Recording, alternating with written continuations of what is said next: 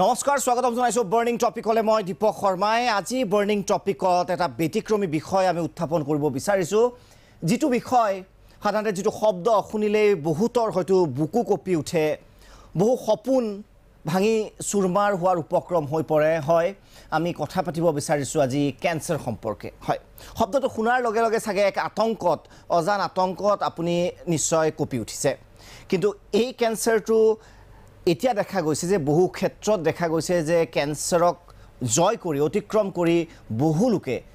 অধিকাংশ লোকে ভাল জীৱন প্ৰায় সকলো লোকে ভাল জীৱন তেওঁলোকে জীৱন যাপন কৰিবলৈ লৈছে গতিকে ক্যান্সাৰৰ বিষয়ে আজি কথা পাতিম যে প্ৰকৃততে ভ্ৰান্ত ধাৰণাসমূহ কি যি আতৰ কৰিব লাগে আৰু কেন ধৰণৰ চিকিৎসা পদ্ধতি আছে কোট চিকিৎসা পদ্ধতি আছে সেই সম্পৰ্কে আমি কথা পাতিম কিবাগৰাকী বিশিষ্ট অতিথি আমাৰ ষ্টুডিওত উপস্থিত আছে আজি চাৰিগৰাকীকৈ এই সম্পৰ্কে কথা পাতিবলৈ আমাৰ ষ্টুডিওত উপস্থিত আছে ডক্টৰ তপন শইকীয়া ডাঙৰীয়া 24 বছৰে খেতে টাটা মেমৰিয়েল হস্পিটেলত চিকিৎসক হিচাপে কাৰ্যনিৰ্বাহ কৰিছিল আৰু বিগত 12 বছৰে director for oncology prince Ali Khan hospital মুম্বাইত কৰ্তব্যৰত স্বাগতম জনাইছো শইকীয়া ডাঙৰীয়া আপোনাক আমাৰ এই অনুষ্ঠানৰ মাজলে আমাৰ ষ্টুডিওত উপস্থিত ডক্টৰ দিগন্ত ফুকন ডাঙৰীয়া অৰ্থপেডিক ডক্টৰ স্বাগতম জনাইছো ষ্টুডিওত উপস্থিত আছে আমাৰ ৰণ বৰুৱা আসমি বুলি এটা প্ৰগ্ৰাম চলি আছে বিশেষ বিষয় আপোনালোকক জনাম যে কি প্ৰগ্ৰাম সেই প্ৰগ্ৰামটোৰ কোঅৰ্ডিনেটৰ হিচাপে আছে আৰু আমাৰ ষ্টুডিওত এগৰাকী বিশেষ অতিথি আছে বিশেষ এইভাবে কৈছো কাৰণ তেওঁ আপোনাক যথেষ্ট প্ৰেৰণা দিব এই সমগ্ৰ যি আমাৰ টক শো এই টক শোত তেখেতেই আমি কম যে সেন্টার অফ অ্যাট্রাকশন আমার স্টুডিওত উপস্থিত আছে সোনালী रस्तोगी मैम आपका स्वागत है और बाय प्रोफेशन তেখেতে গৰাকী আৰ্কিটেক্ট আৰু সপোনৰ ঘৰ কেনেকুৱা হ'ব আপুনি ভাবিব পাৰে কিন্তু ৰিয়েলিটিটো বাস্তৱ ৰূপ দিয়ে সোনালী रस्तोगीয়ে গতিকে তেওঁৰ আৰু এটা পৰিচয় আছে সেইটো আপোনালোকক জনাম যে ক্যান্সাৰৰ সৈতে যুঁজি কিদৰে সফল হ'ল আৰু এতিয়া পুনৰ সেই যি আৰম্ভণিৰ যি জীৱন আছিল সেই জীৱন পুনৰ গতানুগতিকভাৱে চলি গৈছে হাৰমনাৰ কোনো প্ৰয়োজন নাই কিয় কেনেকৈ তেখেতে ক'ব প্ৰথমতে মই বিষয়টো আৰম্ভ কৰিব বিচাৰিছো ডক্টৰ তপন শইকীয়া ডাঙৰীয়া আপোনাৰ পৰা কমন মানুহৰ যদি অৰ্থত বুজাকৈ যদি আপুনি ক'ব বিচাৰে যে ক্যান্সাৰ মানে আসলতে কি হয় বেমাৰটো অকণমান যদি আমি সহজে বুজাকে ইন কমন কনসেপ্ট যদি আপুনি কয় শইকীয়া ডাঙৰীয়া হয় ক্যান্সাৰটো হ'ল এনেকুৱাটো অসুখ আমাৰ শৰীৰত কুখ আছে বহুত ধৰণৰ কুখ আছে কুখবিলাকৰ বিশেষ বিশেষ কাম থাকে কেতিয়াবা কুখবিলাক বিচৰাতকৈ বেছি বাঢ়ি যায় বেছি ডাঙৰ পৰিমাণে আমি কওঁ যে বাঢ়ি গৈছে কিন্তু কাম নকৰে সেইবিলাকে সো ক্যান্সাৰ হেতুৱে হ'ল শৰীৰৰ সকলো অংগ প্ৰত্যংগত ক্যান্সাৰ হ'ব পাৰে আপোনাৰ তেজত হ'ব পাৰে আপোনাৰ হাৰ্টত লাংছত হ'ব পাৰে ব্ৰেষ্টত হ'ব পাৰে থাইৰয়ডত হ'ব পাৰে ষ্টমাকত হ'ব পাৰে সো ক্যান্সাৰৰ হেতু যে যিটো আমাৰ অপ্ৰয়োজনীয় কুখ কিছুমান যেতিয়া বাঢ়ি যায় তাক আমি ক্যান্সাৰ বুলি কওঁ নিশ্চয় কিন্তু আপোনাক যদি মই সুধো যে ক্যান্সাৰ কিয় হয় আপোনাৰ উত্তৰটো কি হ'ব হয় একেবাৰে সহজ নহয় এই প্ৰশ্নটো উত্তৰ দিয়া কাৰণ মই বিজ্ঞানৰ ছাত্ৰ হিচাপে বিজ্ঞানৰ হিচাপে কথাটো চাম প্ৰথম কথাটো হ'ল যে কিয় হয় মানুহে কয় যে প্ৰথম কথা হ'ল যে আমি আমাৰ জীৱন যাপন কৰা যেটো প্ৰণালী হেতু কাৰণে হয় নেকি হেতু এটা কথা আৰু এটা হ'ল আমাৰ মানুহে যে কয় বেড লাক বুলি কয় দুইটা কথাৰ প্ৰয়োজন যোৱা কেইবছৰমানৰ ভিতৰত যদি আমি বিজ্ঞানসন্মতভাৱে চাওঁ প্ৰথম 2 বছৰ মানে এখন আমেৰিকাৰ পৰা এখন এই বিশ্ববিদ্যালয়ৰ পৰা লিখিলে ডাঙৰ বিশ্ববিদ্যালয়ৰ পৰা লিখিলে যে আমাৰ প্ৰায় 2/3 ক্যান্সাৰ ভাগ্যৰ কাৰণে হয় বাকিবিলাক বলে আমাৰ লাইফষ্টাইল ডিজিজ আমেৰিকান ৰিসাৰ্চে কৈছে লগে লগে গোটেই বিশ্ব জাঙুৰ খাই উঠিল ভাগ্যৰ বলত কেনেকৈ হ'ল তাৰ পিছত এখন ওলালে এখন আৰু এখনত লিখিলে যে নহয় বোলে 1/3 বোলে ভাগ্যৰ কাৰণে হয় বাকিবিলাক হয় আগৰ বিজ্ঞানী আকৌ ঘূৰি আহিলে দেখুৱাবৰ কাৰণে যে হয় সো আসল কথাটো হ'ল এতিয়া দুইটা কাৰণে হয় কিন্তু আমাৰ বহুতখিনি আমাৰ ভাৰতবৰ্ষত বহুখিনি 60% একচুয়ালি আমাৰ বিশেষভাৱে আমাৰ দৈনন্দিন যেটো জীৱনৰ লাইফষ্টাইলৰ কাৰণে হয় মই আহিব বিচাৰিছো ডক্টৰ দিগন্ত ফুকন ডাঙৰীয়া আপুনি যেহেতু ডক্টৰ অঞ্জনা ফুকন মেমৰিয়েল ফাউণ্ডেশ্যনটো চাই আছে গোটেই ক্যান্সাৰ পেশেন্টৰ ক্ষেত্ৰত বা ক্যান্সাৰৰ যিসকলে ভুক্তভোগী আপোনাৰ পৰা জানিব বিচাৰিছো সাধাৰণতে আপুনি যে নিজে এগৰাকী চিকিৎসক ক্যান্সাৰ বুলি কোৱাৰ লগে লগে সাধাৰণতে মানুহৰ মাজত আপুনি কি ভাবে যে যথেষ্ট এটা আতংকময় পৰিবেশৰ সৃষ্টি হয় বা এই ফাউণ্ডেশ্যনটোৰ কথা কিয় ভাবিলে আপুনি আমি এই ফাউণ্ডেশ্যনটোৰ কথা ভাবিলোঁ আৰু এই ক্যান্সাৰৰ উইমেন্স ক্যান্সাৰৰ ওপৰত আমি ষ্ট্ৰেছ কৰিবলৈ এইটো কাৰণে ভাবিলোঁ যে মহিলাগৰাকী হৈছে এটা ফেমিলিৰ মেইন মানুহ কিন্তু তেওঁক সদায় লাষ্টত ৰখা হয় সদায়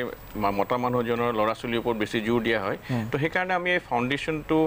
এটা ছ'চাইটিক কিবা এটা কৰিবৰ কাৰণে আমি আৰম্ভ কৰিলোঁ আৰু তাতে আমি অস্মি বুলি এটা প্ৰগ্ৰাম আৰম্ভ কৰিছোঁ উইমেন্স কেঞ্চাৰৰ ওপৰত ব্ৰেষ্ট কেঞ্চাৰ আৰু চাৰ্ভাইকেল কেঞ্চাৰৰ ওপৰত জৰায়ু যিটো cancer basically early detection which leads to prevention মানে যিমান সোনকালে পৰা ডিটেক্ট কৰি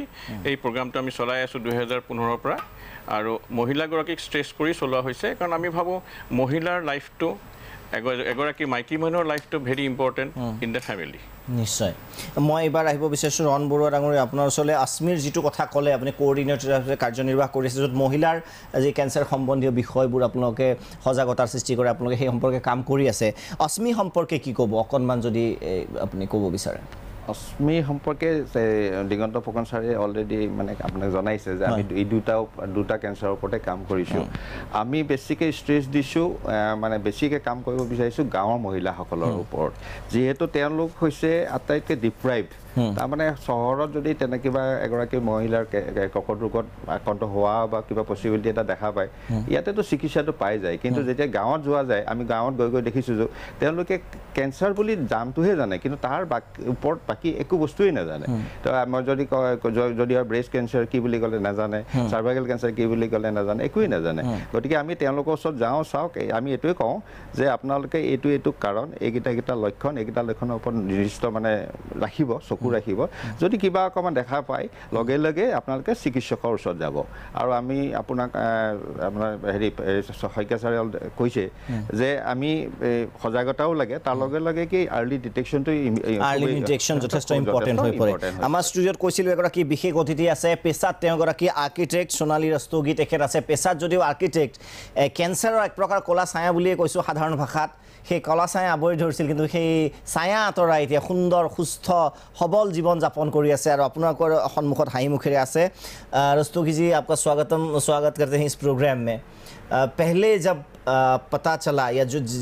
जो कैंसर मुझे कैंसर है सो ये आपका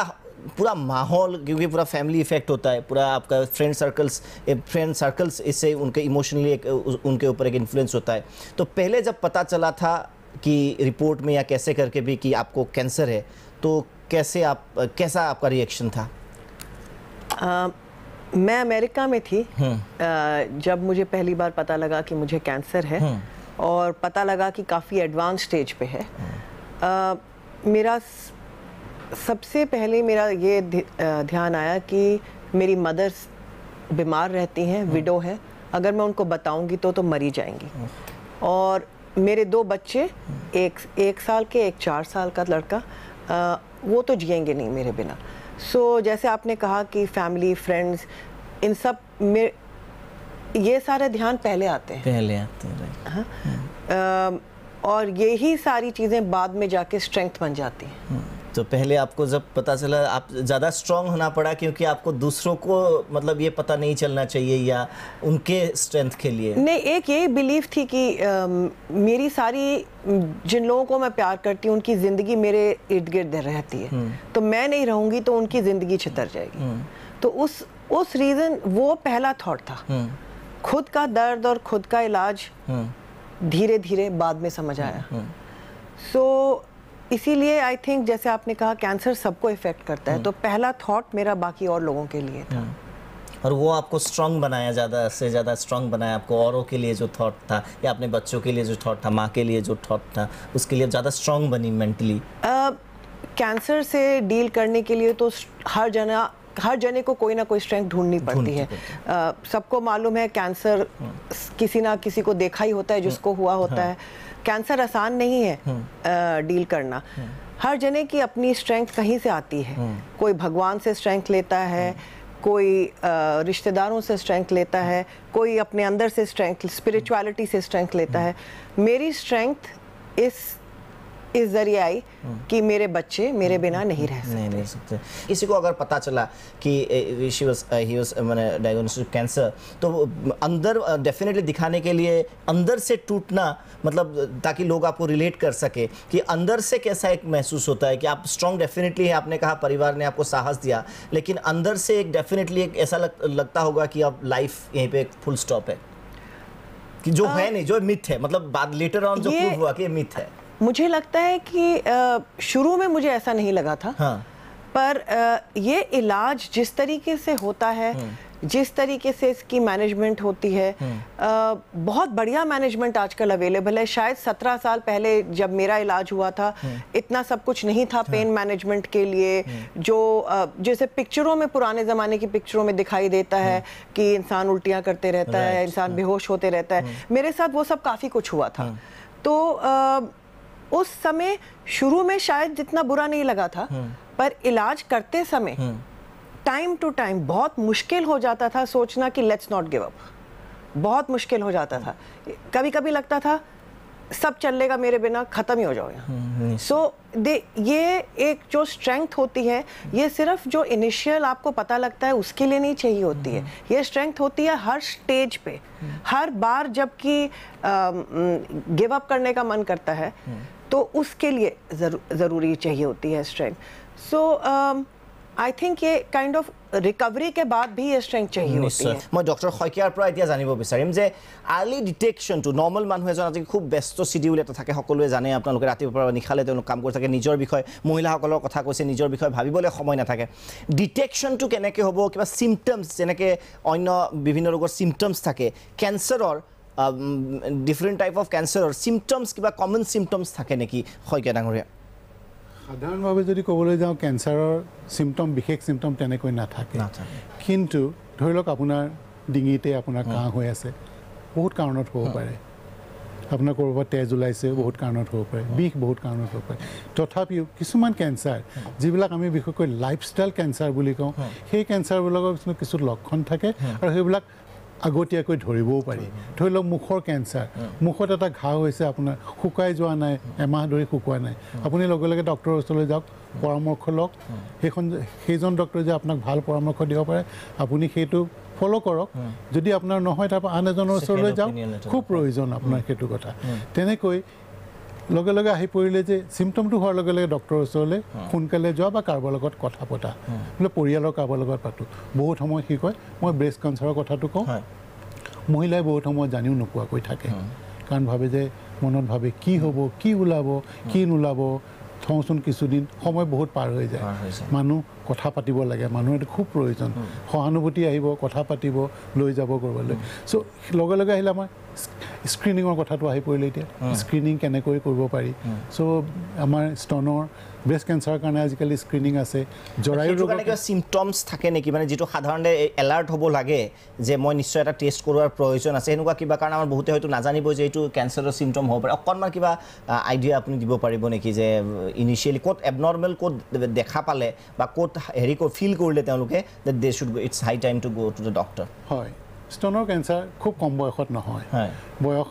ধৰি লওক 30 বছৰ পাৰ হ'ল, 40 পাৰ হ'ল, বিশেষকৈ 50ৰ পিছত বেছি হয়, কিন্তু কম বয়সতো হয়। কিছু ক্ষেত্ৰত দেখা যায় মানুহৰ পৰিয়ালৰ ভিতৰত থাকে, তেনেকুৱা অলপ সোনকালে হ'ব পাৰে। এটা বিশেষ বয়স পাৰ হোৱাৰ লগে লগে মহিলাই গা ধোৱা সময়ত নিজে সদায় পৰীক্ষা কৰি চাব লাগে ধুনীয়াকৈ, হাতখনেৰে চাই মেলি ল'ব লাগে। কিবা এটা পালেই লগে লগে যদি এইটো নাছিল যোৱা মাহত, এই মাহত হ'ল, এই কথাটো আগবঢ়াই লৈ যাব লাগে তাৰ পৰা। তেনেকৈ বেলেগ ঔষধ হ'লেও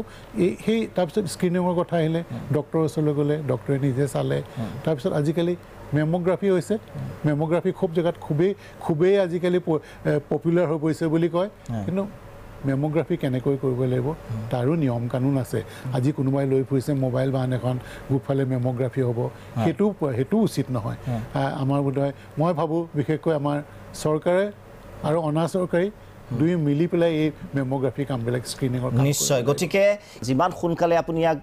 ডিটেক্ট কৰিব পাৰিব, সিমান সোনকালে, সিমান সহজে আপুনি ইয়াক পৰাজিত কৰিব পাৰিব। আৰু অন্যতম উদাহৰণ আমি ইতিমধ্যে কৈছোঁ যে ৰস্তগী, সোণালী ৰস্তগী আমাৰ ওচৰত আছে, তেওঁৰ পৰাও শুনি যাম যে কেনে আছিল সেই ভয়াৱহ দিনবোৰ আৰু কেনেদৰে সাহসেৰে আগুৱাই গৈছিল, যাতে আপোনাকো প্ৰেৰণা দিব পাৰে। বিৰতিৰ পিছত আমি উভতি আহিম।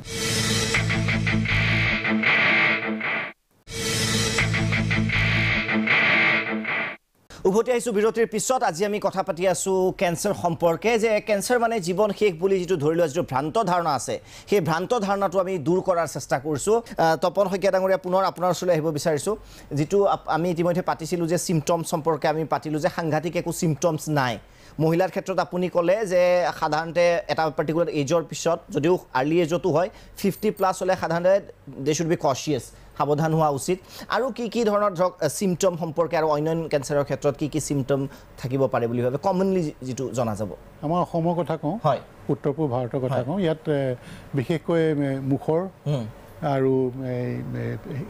ডিঙিৰ কেঞ্চাৰ ডিঙিৰ ভিতৰৰ কেঞ্চাৰ কণ্ঠ বুলি কয় যিটো আৰু খোৱানলী যিটো ইছ'ফেগাছ বুলি কয় খুবেই বেছি হয় আৰু মহিলাৰ আজিকালি স্তনৰ হৈছে জৰায়ুৰ হৈছে কাৰণটো কি বুলি ভাবে যি ডিঙিৰ কেঞ্চাৰ আপুনি ক'লে ডিঙিৰ কেঞ্চাৰটো বিশেষকৈ নিশ্চয়কৈ আমাৰ এই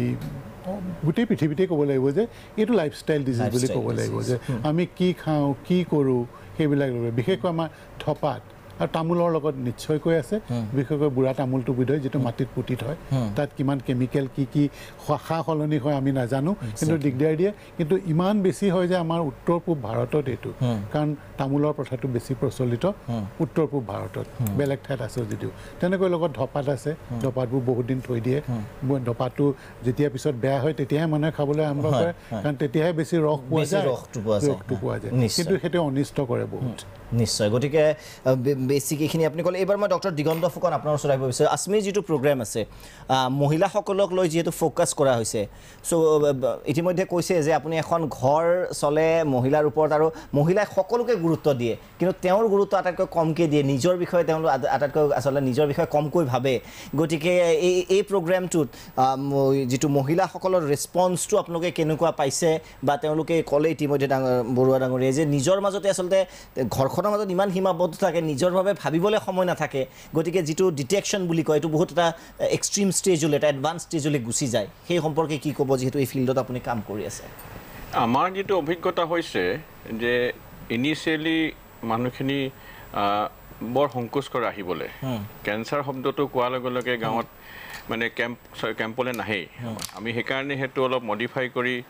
কাউন্সেলিং কৰা হয় প্ৰথমতে এই প্ৰগ্ৰামটো আমাৰ গাইনেকলজিষ্টসকলে এটা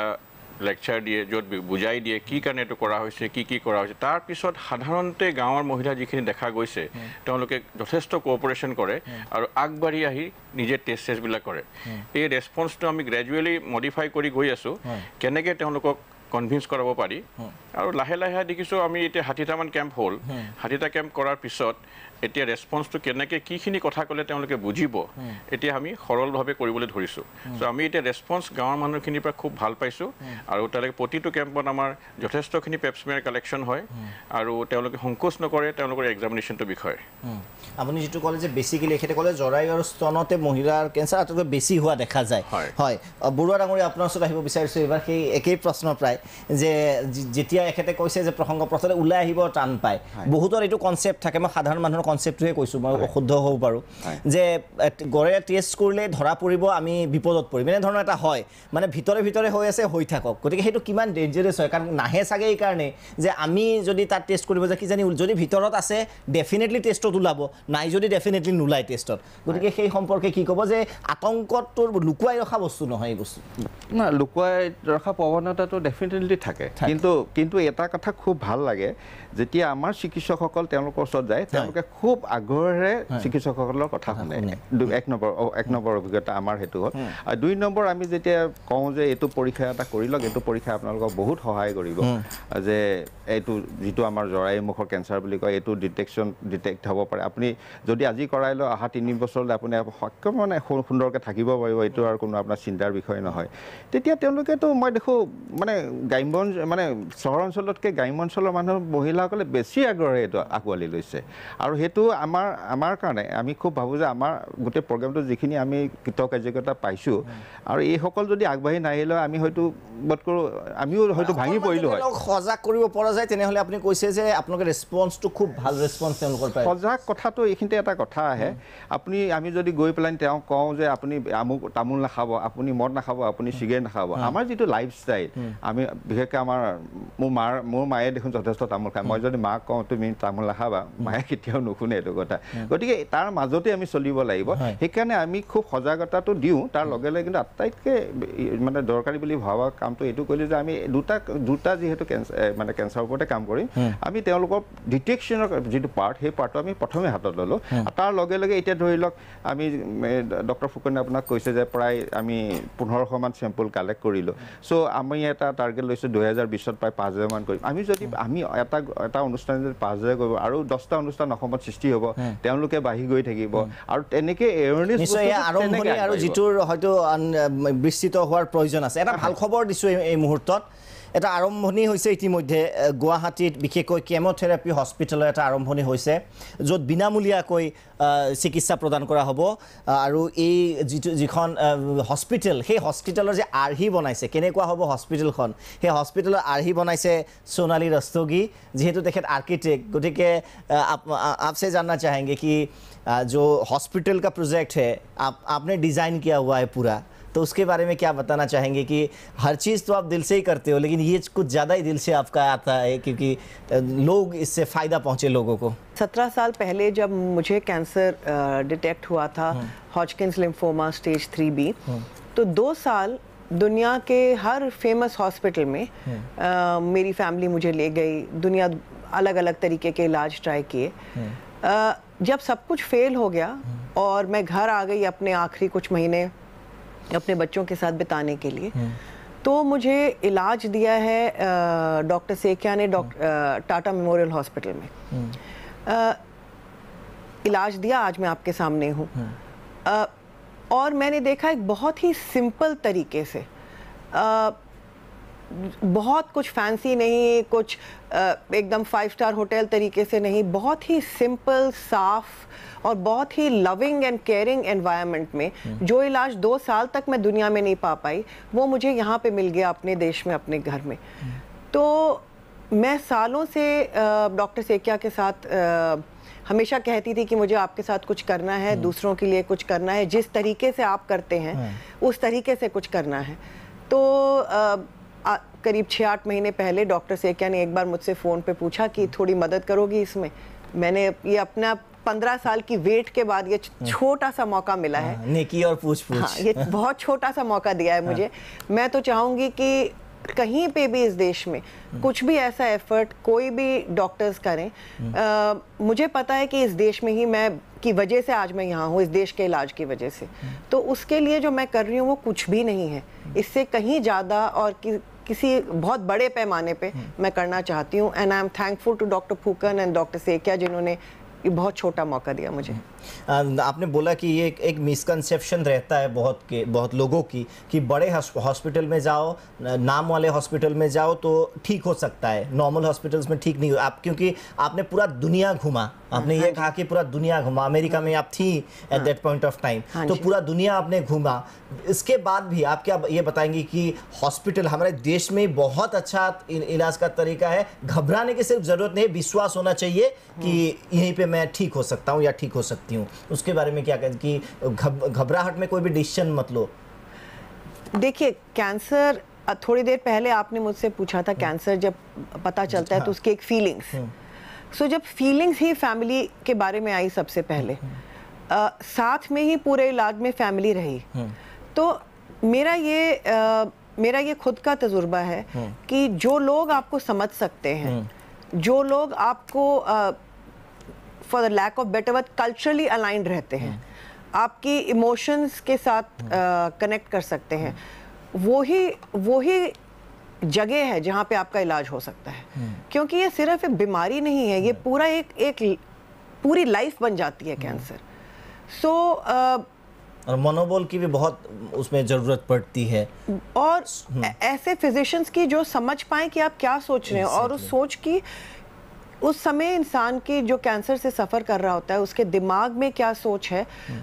मेरे ख्याल से जो हॉस्पिटल या जो डॉक्टर या जो फैसिलिटी वो समझ नहीं सकेगी वो उनको ट्रीट नहीं कर सकेगी मतलब सिर्फ डॉक्टर होने से नहीं होगा बियॉन्ड डॉक्टर होना पड़ेगा आपको समझना पड़ेगा एक अपना घरेलू एनवायरनमेंट चाहिए जो आपको डॉक्टर सेकिया ने डेफिनेटली प्रोवाइड किया जिसके वजह से एब्सोल्युटली कोई बड़ा हॉस्पिटल नहीं चाहिए कोई फेमस लेबल नहीं चाहिए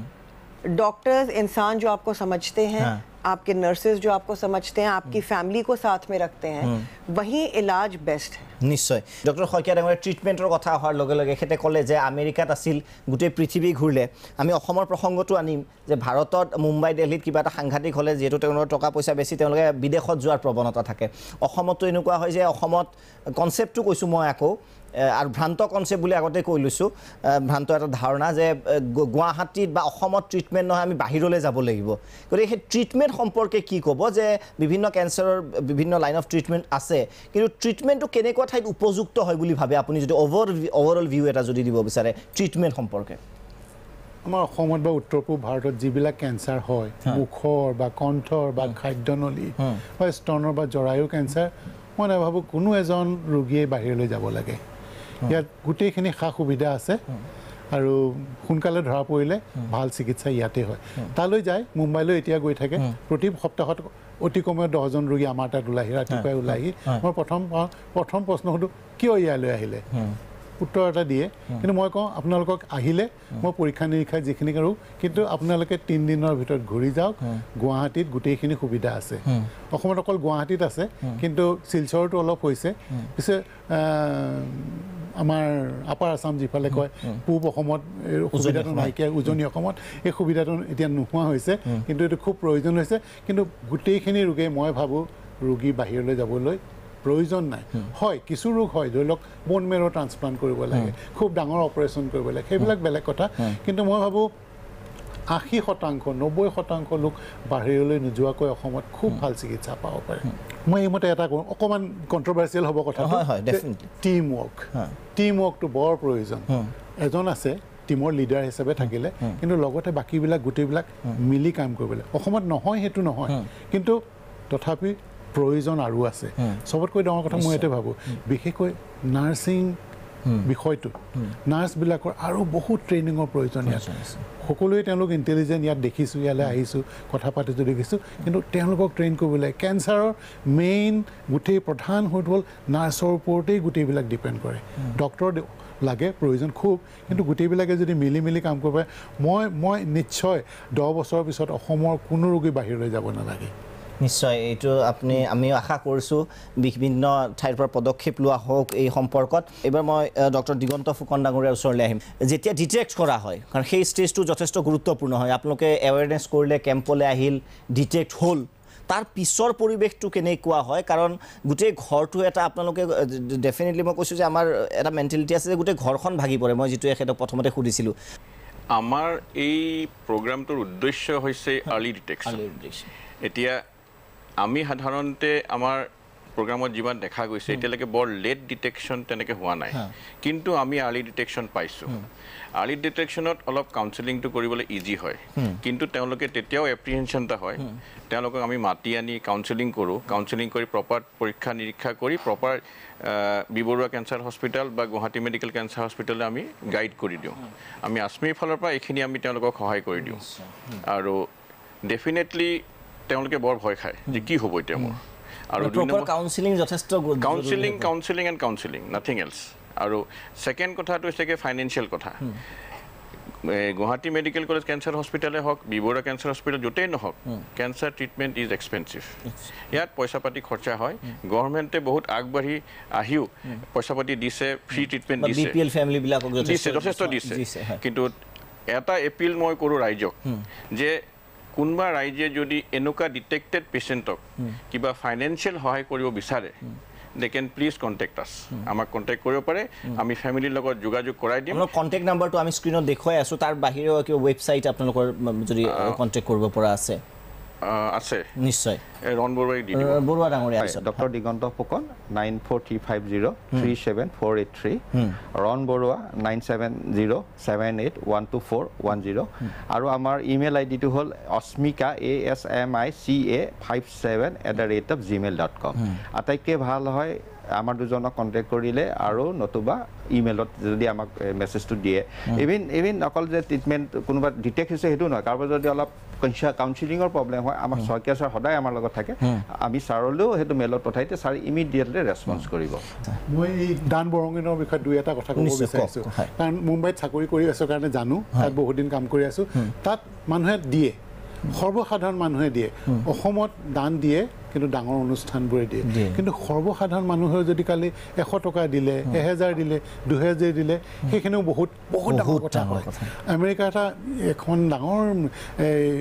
শিশু চিকিৎসালয় আছে যিখনত অকল দান বৰঙণিৰ ওপৰতেই চলি আছে তেওঁলোকৰ যিবিলাক ৰোগী যায়লৈ তাই কাৰো পৰা একো পইচা নলয় চ' তেনেকুৱা ধৰণৰ লাগে মোৰ এটা মানুহৰ কাৰণে হেৰি কৰিছোঁ এপিল কৰিছোঁ অসমৰ মানুহৰ কাৰণে কুণ্ঠাবোধ নকৰিব 10 টকা দিলেও 10 টকাৰো বহুত মূল্য আছে আপোনালোকে যদি দিয়ে সেইবিলাকৰ যদি সৎ ব্যৱহাৰ হয় দেখিব কাইলৈ মানুহৰ অকল মই কেঞ্চাৰৰ বুলিয়ে নকওঁ বাকীবিলাক ৰোগৰ কাৰণেও বহুত টকা পইচাৰ প্ৰয়োজন আপোনালোকৰ 10 টকাও বহুত কামত আহিব ৰোগীৰ কাৰণে নিশ্চয় আৰু এই বাৰ্তাই আমি দৰ্শকসকলক দিব বিচাৰিছোঁ যে কম পইচা হ'ব পাৰে যিখিনি আপুনি দিব পাৰে সামৰ্থ্য অনুসৰে এখেতসকলে ক'লে যে বিভিন্ন ধৰণৰ NGO আছে আৰু তেওঁলোকৰ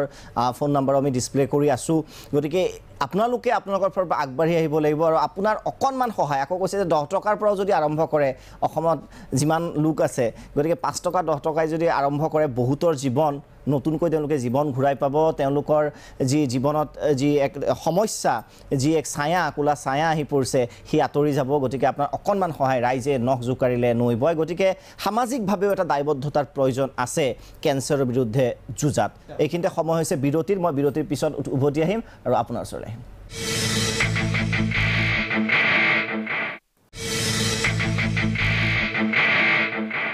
উভতি আহিছোঁ বিৰতিৰ পিছত আজি অনুষ্ঠানত আমি কথা পাতি আছোঁ কেঞ্চাৰ সম্পৰ্কে আমাৰ ষ্টুডিঅ'ত কেইবাগৰাকীও অতিথি উপস্থিত আছে আৰু তেওঁলোকৰ পৰা আমি জানি আছোঁ যে বিভিন্ন আনুষংগিক বিষয়সমূহ কেঞ্চাৰ মানেই জীৱন শেষ নহয় আৰু জীৱনৰ এক যুঁজ আৰু এই যুঁজত জয়লাভ কৰাটো একেবাৰে 100% আপোনালোকৰ ফালৰ পৰা নিশ্চিত বৰুৱা ডাঙৰীয়া আপুনি সহায়ৰ কথা কৈছিলে যে সাধাৰণ মানুহে আমি সাধাৰণ যিসকল মানুহ আছোঁ তেওঁলোকেও ক'ৰবাত নহয় ক'ৰবাত দে কেন মেক এ ডিফাৰেঞ্চ তেওঁলোকে এটা কাৰোবাৰ জীৱনত প্ৰভাৱ পেলাব পাৰে আপোনালোকে যিটো প্ৰগ্ৰাম চলাই আছে বা যিটো NGOত কাম কৰি আছে কেনে ধৰণৰ মানুহে সহায় কৰিবলৈ সাধাৰণতে আগবাঢ়ি আহে বুলি ভাবে তাতে বহুত ধৰণৰ মানুহ থাকে ধৰি লওক আপোনাৰ এটা অনুষ্ঠানৰ যদি নাম লওঁ তেতিয়াহ'লে আমি নাম ল'ব লাগিব Pratishtha hospital Guwahati Babina diagnostic laboratory Imphal আপুনি ভাবক এখন লেবৰেটৰী অসমৰ লগত কোনো ধৰণৰ সম্পৰ্কই নাই কিন্তু আমাৰ এটা মাত্ৰ অনুৰোধত তেখেতে আজি 1500তকৈ বেছি আমাৰ পেপছমেৰ টেষ্ট ফ্ৰীলি কৰি দিলে তো সেইটো নাম আমি ল'বই লাগিব তাৰপিছত আৰু এটা নতুনকৈ আমাৰ অসমীয়া বেংক বুলিয়ে কওঁ অসমীয়া বেংক এটা উঠি আহিছে সেইটো হ'ল north east small finance bank বুলি তেওঁলোকৰ মানে প্ৰেজেঞ্চ মানে গাঁও অঞ্চলত তেওঁলোকৰ প্ৰেজেঞ্চটো বহুত ষ্ট্ৰং হয় গতিকে তেওঁলোক আমি যেতিয়া কেম্প কৰিবলৈ যাওঁ তেওঁলোকে যিখিনি আমাক সেই মানুহখিনি লাগে যিখিনি একদম ডিপ্ৰাইভ যিখিনি ধৰক ডেইলি ৱেজাৰ বুলি ক'ব পাৰে তেওঁলোকক আনি পেলাই একদম আমাৰ আগত ৰেডি কৰি ৰাখে তেওঁলোক তাৰ উপৰিও তেওঁলোকে বেলেগ ধৰণৰ সহায়বিলাকটো আছে এই যে এৰেঞ্জমেণ্টটো সেইটো ফেণ্টাষ্টিক তেওঁলোকে মানে কাম কৰিছে ONGCও আমাক অলপ হেল্প কৰি আছে তাৰপিছত আপোনাৰ মোৰে বন্ধু নাম নকওঁ আৰু তেওঁ ৱাইফো কেঞ্চাৰ পেচেণ্টে হয় তেওঁ আমাৰ যিটো পৰীক্ষাৰ কাৰণে যিবিলাক মানে আৱশ্যকীয় সঁজুলি আছে ব্যক্তিগত আৰু সামাজিক অনুষ্ঠানসমূহে যি সহায় তাৰ সৈতে আপোনালোকে আগবাঢ়ি গৈ আছোঁ আৰু তাতোতকৈ ডাঙৰ কথা গাঁও অঞ্চলৰ মানুহ এখন স্কুললৈ যেতিয়া যাওঁ স্কুলখনৰ যদি টিচাৰগৰাকীয়ে যদি আমাক হেল্প নকৰে না কোনো ধৰণেই কাম নহয় তেওঁলোকে কিন্তু কৰে গাঁওবুঢ়াজনে কৰে চ' অকল টকা পইচাই নহয় মানে সহযোগিতা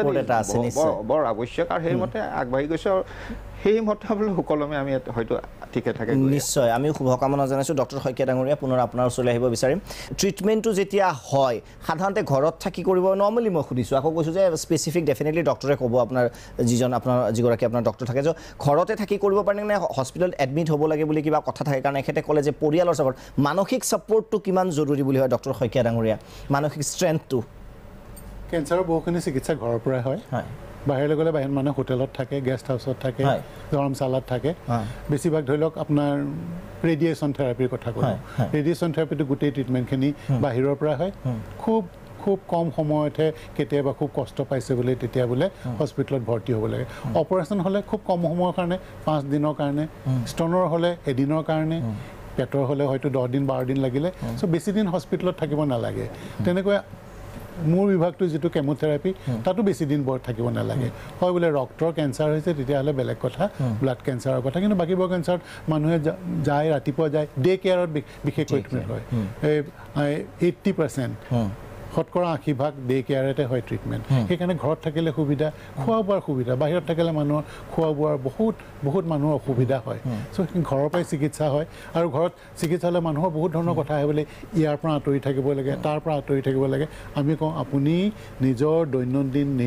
যি জীৱন যাপন কৰিছে তাকেই কৰক বহুত সময়ত কেমোথেৰাপিত আমি মাস্ক পিন্ধি থাকোঁ মই ভাবোঁ সেইবিলাক কিছুমান বস্তু নহ'লেও চলে হাত পৰিষ্কাৰ লাগে হাতখন পৰিষ্কাৰ লাগে অকল নিশ্চয় মই সেইটোৱে প্ৰশ্ন আচলতে যেতিয়া সোণালী যিহেতু আছে ইয়াত এখেতে খুব সুন্দৰকৈ ক'লে যে গোটেই পৃথিৱী ঘূৰিলে 2 বছৰ বিভিন্ন দেশ ঘূৰিলে এখেত যেতিয়া প্ৰথম আপোনাৰ ওচৰলৈ আহিছিল অকণমান যদি আপুনি কৈ দিব বিচাৰে যে কেনে মানসিক অৱস্থা আছিল আৰু আপোনাৰ বিষয়ে ইতিমধ্যে ক'লে যে আপুনি কেনেদৰে আগবঢ়াইছিল সেই চিকিৎসাটো বিশেষকৈ মানসিক ফালৰ পৰা যিটো কোৱা হয় যে এজন ফ্ৰেণ্ড হ'ব লাগিব ডক্টৰ এজন তেতিয়াহে হয়তো এই চিকিৎসা সম্পূৰ্ণৰূপে সফল হ'ব সেই সম্পৰ্কে কি ক'ব যে যিটো ৰিলেশ্যন ৰোগী আৰু ডাক্তৰৰ মাজত যিটো ৰিলেশ্যন এইটো স্পেচিয়েল ৰিলেশ্যন সদায় হয় কিন্তু কেঞ্চাৰৰ ক্ষেত্ৰত আৰু অধিক স্পেচিয়েল হ'ব লাগে হয় প্ৰথম কথাটো হ'ল ৰোগ ধৰা পৰিলেই মানুহৰ মনলৈ ভয় আহে পৰিয়ালৰ মানুহলৈ ভয় আহে কি হ'ব কি নহ'ব কেনেকৈ চলিব ভৱিষ্যতে আমি সময় দিব লাগিব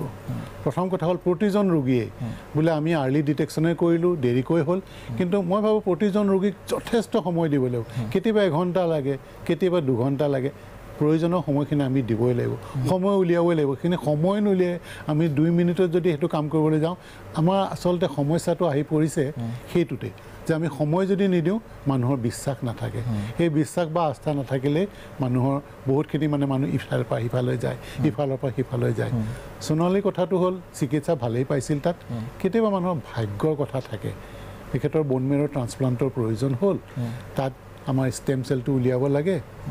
যিটো আমি কৰিলোঁ তাতো কৰিছিল একেটাই আছিল কিবা কাৰণত সেইদিনাখন নহ'ল ইয়ালৈ গুচি আহিলে অহাৰ পিছত আমি ক'লোঁ আমি চেষ্টা কৰি চাওঁ আমি প্ৰথমে কোৱা নাই যে আপোনাৰ এইটো ঠিকেই হ'ব তাত যদি নাই হোৱা আমেৰিকাত আমিনো কেনেকৈ কৰিব পাৰিম কিন্তু ভাগ্য চাওক আমি চেষ্টা কৰোঁতে চেলবোৰ ওলাই আহিলে যেই চেল ওলাই আহিলে আমি জানো যে আমি তেতিয়া যিটো খুব হাই ড'জ কেমোথেৰাপি বুলি কওঁ সেইটো দিব পাৰোঁ দিলোঁ কষ্টও পালে যি মানুহে একেবাৰে বেলেগ ধৰণে ডাঙৰ দীঘল জীৱন যাপন হৈছে আমি সেই আমাৰ বোন মেৰৰ ট্ৰান্সপ্লাণ্টটো একেবাৰে সাধাৰণ আছিল সেই সময়ত টাটা হস্পিটেলত থাকিলে তেনেকৈ এমাহমান থকাৰ পিছত ভাল হ'ল চ' কথাটো হ'ল যে তেখেতসকলে গ্ৰহণ কৰি ল'লে তাত আমি যিখিনি আমাৰ নাছিল যে সা সুবিধা বোলে আজি আমেৰিকাত যিটো নাই আমাৰ তাত কি হ'ল আমি কথা পাতোঁ সদায় গৈ সোণালীৰ লগত 15 মিনিট বহোঁ 20 মিনিট বহোঁ নাৰ্ছে 24 ঘণ্টা থাকে চ' তাৰপিছত কিন্তু আপুনি বাৰে বাৰে কৈছে নাৰ্ছিং ইজ ভেৰি ইম্পৰ্টেণ্ট এই ক্ষেত্ৰতো যিটো ক'লে যে নাৰ্ছিঙৰ যথেষ্ট এটা অৱদান আছে কেঞ্চাৰৰ ক্ষেত্ৰত হয় খুব নাৰ্ছৰ খুব ডাঙৰ অৱদান আছে কাৰণ নাৰ্ছৰ লগত হয় কি তেওঁলোকক ট্ৰেইনিং দিয়া হয় যে খুব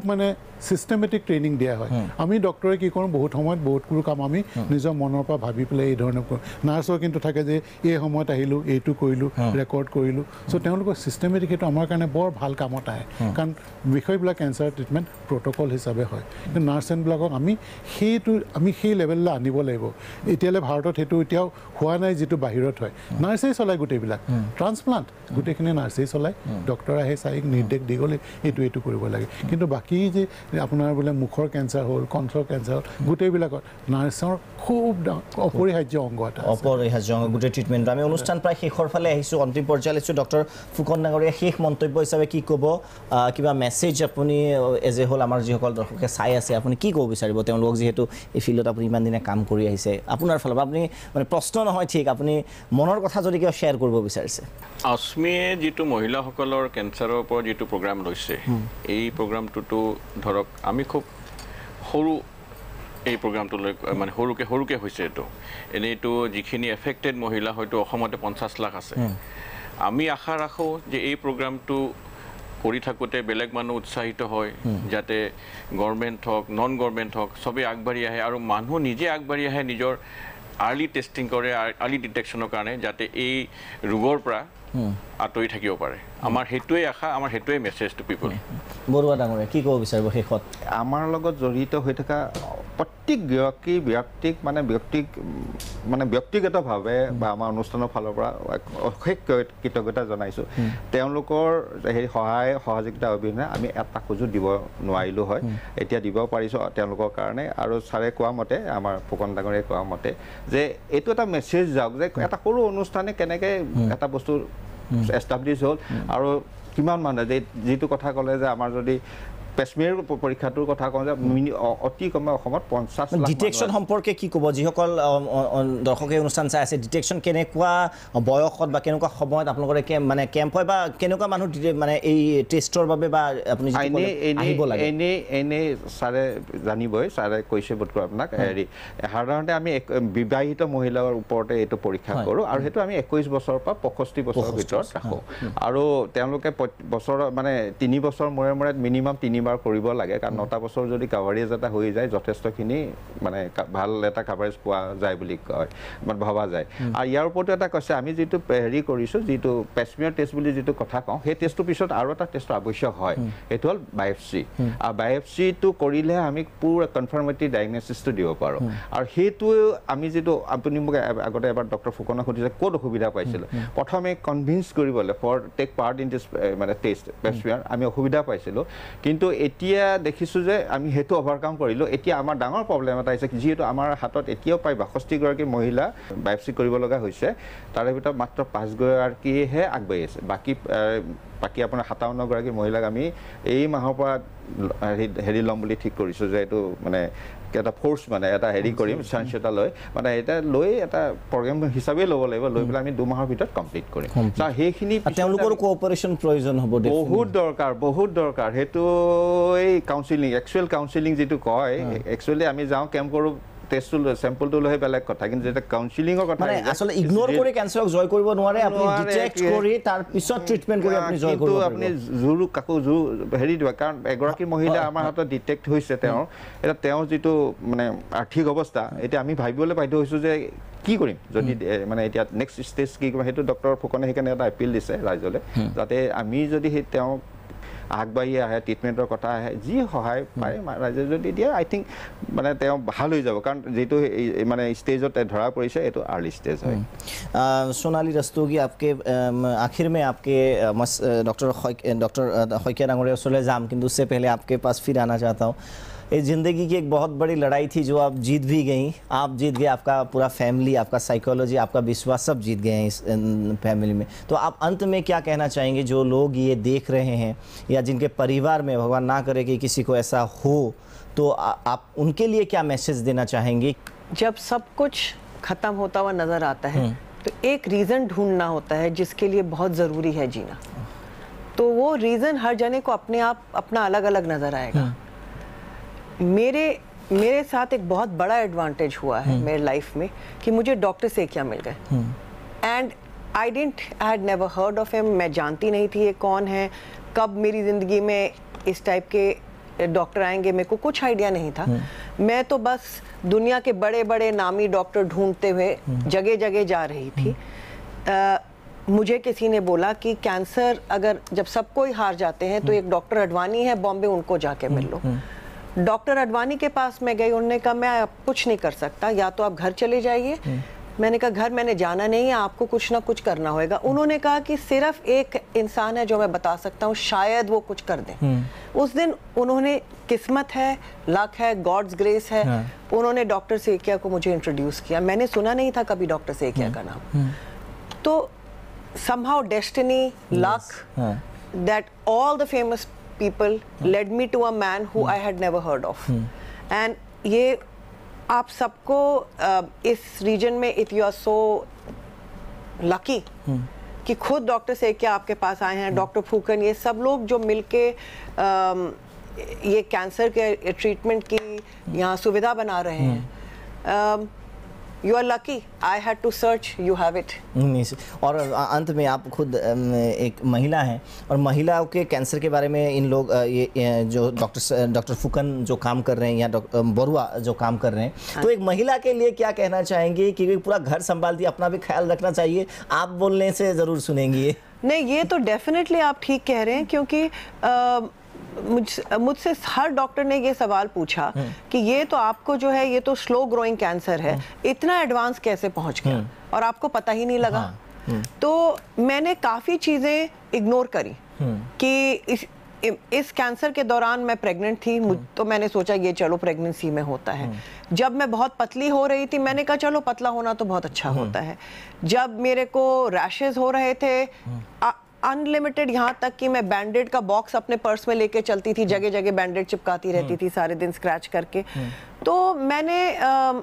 मतलब हाँ चलो स्किन डॉक्टर को दिखाएंगे, चलो अभी ये दिखाएंगे, अरे बाद में दिखाएंगे, अभी बच्चे का ये है, अभी इसका ये है। तो ये एक हमारी आई थिंक सारी औरतों की ये प्रॉब्लम है, खास तौर से हिंदुस्तानी औरत की तो बहुत बड़ी प्रॉब्लम है ये। तो आई थिंक अपनी बॉडी जो कहती है, मेरी सबसे बड़ी गलती लाइफ में ये रही कि मैंने उसको सुना नहीं। और अब सबको अपनी बॉडी जो कुछ बताती है तो सुनना चाहिए, मैं कहना चाहूँगा। और आपका स्वस्थ रहना इसलिए जरूरी है, पूरा परिवार की खुशी आप पे डिपेंड करती है, तो आप ज़्यादा प्रेशियस है परिवार के लिए। डॉक्टर शইকীয়া ডাঙৰীয়া শেষ মন্তব্য হিচাপে কি ক'ব? মই ডক্টৰ দিগন্ত ফুকনৰ কথাই ক'ম। হয়, কাৰণ দিগন্ত মোতকৈ বহুত সৰু, সেইকাৰণে মই দিগন্ত বুলিয়ে কৈছোঁ। যিটো কাম হাতত লৈছে প্ৰয়োজন নাছিল কৰিবলৈ, খুব ব্যস্ত মানুহ, তাৰ মাজতো আগবাঢ়ি যি অস্মি আৰম্ভ কৰিলে। অস্মিৰ অৰ্থটো কৈ দিছোঁ, মানুহে সদায় সোধে অস্মিৰ অৰ্থনো কি? আপোনালোকে অস্মিতা কৰিলে লগে লগে বুজি পায়। অস্মিও হ'ল আই এক্সিষ্ট, মই আছোঁ। এইটো সংস্কৃত শব্দ, যে এইটো লগত থাকি পেলাই মই নিজকে খুব ভাগ্যৱান বুলি ভাবিছোঁ যে যিটো কাম আগবাঢ়িছে, যে আমি কওঁ আৰ্লি ডিটেকশ্যন কেঞ্চাৰ, গাঁৱে ভূঞে আমি যাব লাগিব, গাঁৱৰ মানুহ আমাৰ ওচৰলৈ নাহক, আমি গাঁৱলৈ যাব লাগিব, সেইটো খুব প্ৰয়োজন হৈ পৰিছে। কেঞ্চাৰ এটাই লাইন আছে, টাটা হস্পিটেলে দেখিব, তাৰ বাছবিলাকত লিখা আছে cancer is curable if detected early. সেইটো খুব ইম্পৰ্টেণ্ট। প্ৰিভেনশ্যনৰ কথাটো আছেই বাৰু, কিন্তু আপোনালোকে যেতিয়াই পাইছে, অসমৰ আটাইকে মই ৰাইজলৈ এটাই কথা ক'ম যে কিবা যদি হৈছে, সমস্যা হৈছে, ডক্টৰৰ ওচৰলৈ যাওক, কথা পাতক, ডক্টৰৰ পৰা খুটি খুটি কথাবিলাক উলিয়াওক। ডক্টৰে কেতিয়াবা কথা নকয়, আপোনালোকে হেঁচা মাৰি ধৰি পেলাই উলিয়াওক। আমাৰ ডক্টৰবিলাকৰ এটা বৰ ডাঙৰ এটা দুৰ্বলতা আছে, আমি কথা পাতিব নিবিচাৰোঁ। কথা পতাটো আমাৰ কাৰণে খুব প্ৰয়োজন। মই ডক্টৰসকলকো কওঁ, সেইকাৰণে অসমৰ ডক্টৰক কথা পাতক, বহক আধা ঘণ্টা, এজন ৰোগীৰ লগত আধা ঘণ্টা বহি কথা পাতক, বহুতখিনি সমস্যাৰ সমাধান হ'ব আজিৰ দিনত। নিশ্চয় ধন্যবাদ জ্ঞাপন কৰিছোঁ আটাইকেইগৰাকী অতিথিক আমাৰ সৈতে আহি আপোনালোকে কথা পাতিলে এই বিষম সম্পৰ্কে। ধন্যবাদ करना चाहता हूँ मैं सोनाली रस्तोगी आपका, आपने शेयर की अपनी ফিলিংছ। শেষত এটা কথা ক'ব লাগিব যে কেঞ্চাৰ মানে আকৌ কৈছোঁ যে জীৱনৰ শেষ নহয়। কোৱা হয় যেতিয়া ৰাত্ৰি যিমানেই অন্ধকাৰচ্ছন্ন হয়, অমানিশা যিমানেই গভীৰ হয়, নিকটম যে সুৰুজ সিমানেই ওচৰত থাকে। গতিকে কেতিয়াবা হয়তো যিটো ক'লে যে লাক হ'ব পাৰে, লাইফষ্টাইল হ'ব পাৰে, যিকোনো কাৰণ হ'ব পাৰে, আপুনিও কেতিয়াবা আক্ৰান্ত হ'ব পাৰে, কিন্তু তাৰ অৰ্থ সেইটো নহয় যে জীৱন শেষ। সেয়া এক যুদ্ধ, আৰু সেই যুদ্ধত ডক্টৰ শইকীয়া ডাঙৰীয়াই কোৱাৰ নিচিনাকৈ আপোনাৰ জয় হোৱাটো একেবাৰে নিশ্চিত। কেৱল আপুনি নিজক লৈ, নিজৰ স্বাস্থ্যক লৈ সচেতন হ'ব থাকিব লাগিব, আৰু দ্বিতীয়তে আপোনালোক সজাগ হ'ব লাগিব এই ৰোগটোৰ বিষয়ে জানিবলৈ। তৃতীয়তে বিশেষকৈ আটাইতকৈ গুৰুত্বপূৰ্ণভাৱে মানসিকভাৱে সেই যুদ্ধটো চলাই যাব লাগিব, আৰু পৰিয়াল আৰু সমাজৰ এটা সমৰ্থন যথেষ্ট জৰুৰী হৈ পৰে। মই দীপক শৰ্মাই এই অনুষ্ঠানৰ পৰা বিদায় লৈছোঁ। ধন্যবাদ।